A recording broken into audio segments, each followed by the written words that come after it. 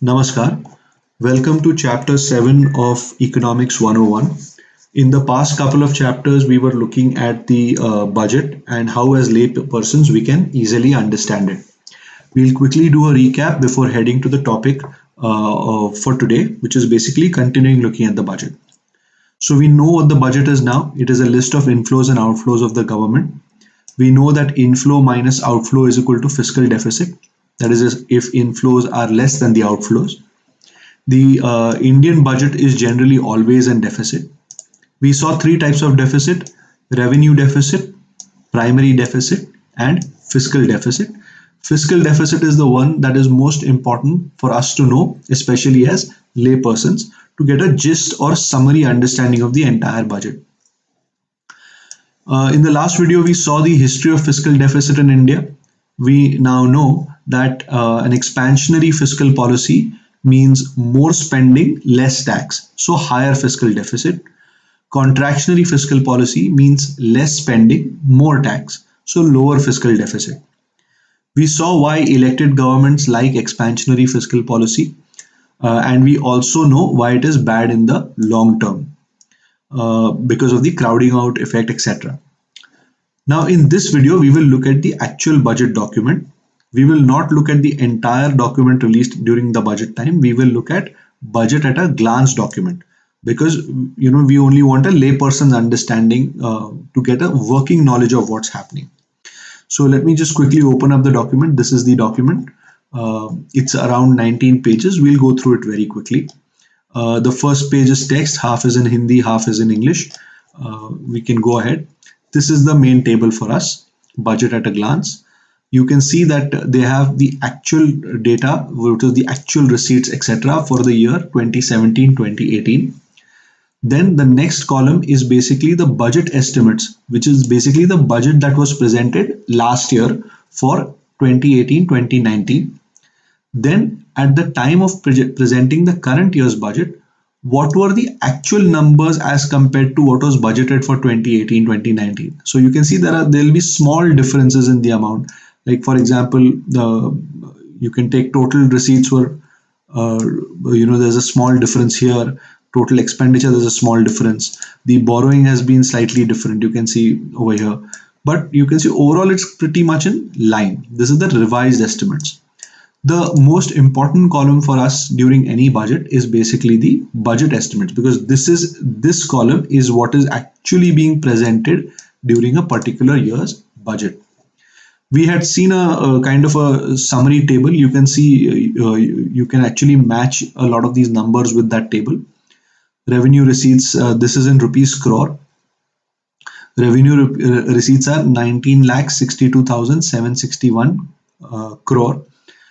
It's divided into tax revenue and non-tax revenue. Then you have capital receipts, which is basically some recovery of loans, and other receipts. This other receipts is basically, it's almost entirely divestment. So you keep hearing about government wanting to divest certain assets. It is estimates that this amount of money will be received from divestments, which is basically 1,05,000 crore. Then you have borrowings and other liabilities. In many ways, this is actually a rounding off number, because if anyone asks you what is the budget size, for example, you have to tell them this number, that the size of the Indian budget is 2786349, which is basically 27,86,349 crores, right? But the receipts are only tax revenue plus non-tax revenue plus recovery of loans plus other receipts. This number is actually the rounding off or plug-in number, which is difference between total expenditure and total actual income. So this number tells you what is the amount that the government needs to borrow to ensure that its inflows are equal to its outflows. And we've seen that this number should basically be the fiscal deficit. So if you actually scroll down, you will see that the number matches 703,760, 703,760, which is basically the fiscal deficit. So it's clear now how it works. You first laid out your inflows and outflows. The amount that by which your outflows are more than your inflows, the government has to borrow. So this will largely be the government's borrowing program for this year. They plan to borrow 7,03,760 crores. Then let's look at expenditure. Total expenditure is 27,86,349. My mistake. Sorry, crores. Of which revenue is this much. Revenue type expenses, capital type expenses. Okay. And interest payments are 660,479, 6,60,471. So this is the amount of interest that we are paying on what? On government borrowings of previous years. So every year it will have some amount of fiscal deficit and they'll borrow small amounts. So today that number stands at around 91 lakh crores, and on that we have paid around 6,60,000 crores. So around 7.5% has been the average interest rate. You can just calculate. On capital account is this much. Then they give you numbers of revenue deficit. They've also given you kind of which row numbers to subtract to arrive at this, but you already know revenue deficit is nothing but revenue type expenses minus revenue type income. You know what fiscal deficit is, you know what primary deficit is. You don't need to bother so much about effective revenue deficit. These numbers in column are basically percentage of the GDP estimate for 2019-2020. You can see that fiscal deficit is 3.3% of GDP, estimated GDP. We also know that we will most likely not meet this number, and it may not necessarily be a bad thing, especially in a slowing economy, because that's when government picks up the slack. The next page is a couple of pages are largely just pie charts of the numbers that we had seen earlier. Then you have fiscal deficit statistics. This is the debt program. Remember, 7,03,760. This is what we want to borrow. How will it be met? The government will issue bonds of 4,48,122 crores. Then there will be some securities against small savings. So basically small saving accounts of people. Then state provident funds, other receipts, and we are repaying some external debt. And then there will be a drawdown of cash balance. Just like any other entity, the government will have some cash balance and they plan to use this cash balance from that.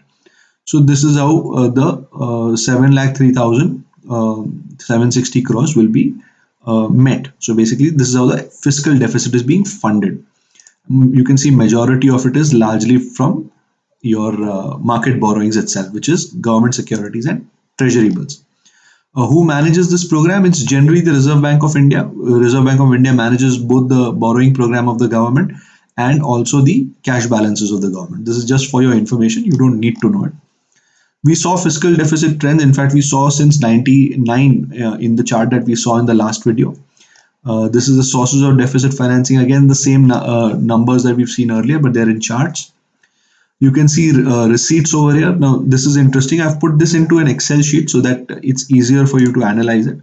You can see that corporation tax, which is basically the income tax paid by companies, is around 31% of total gross tax revenue of the government. Income tax paid by individuals like you and me is just 23%. A major source of revenue is GST. So in fact, if you add GST, excise and corporation tax and customs duty, basically 77% of government revenue comes from there. Only balance 23% is income tax. This is transferred to the states because every state, the government needs to transfer a portion of its tax revenue, especially GST, back to the states. And this is the net tax revenue to center. You can see it from this number as well. This is the net tax revenue to the center. And this is the number that will go on the first page of that table that we saw. So you can look at this. 16499582, right? And this is the number here, 16499582. This is the number that we looked at. We saw non-tax revenue. A large percentage of it is coming from dividends and profits. The second largest portion comes from other non-tax revenue. This is generally like services by the government, like maybe some government hospital charges you some amount of money, some amount of license fees, etc. Some service that the government provides and they get small fees in return, but that's a large part of the non-tax revenue. Then you look at capital receipts. You have recoveries of loans and advances, and you have divestment receipts. We already seen that. Recoveries on loan advances is quite intuitive. Basically, the government might have lent money to someone, maybe to a government company itself, and now they are getting that money back. We saw the drawdown of cash balances earlier as well. Again, this is trend in tax receipts. You can see that in FY12, tax receipt was just 10.2% of our GDP, and but now it is around 11.7% of our tax GDP. It used to be 12.1% in 20.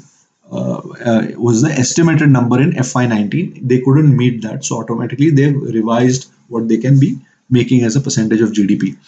So you'll see a general trend of denoting large numbers of national accounts of a country in percentage of its GDP, because it gives person a sense of what amount of, it gives a sense of size, it gives perspective to the number.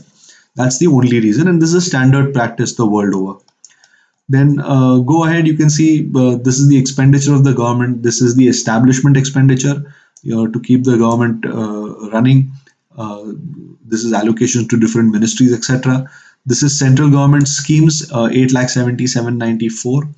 And it's interesting, look at the size of the interest payments. It's 6,60,471. We had seen it earlier, but now when you put in context of the government expenditure, you see that a significant portion of our revenue does go in servicing our debt itself.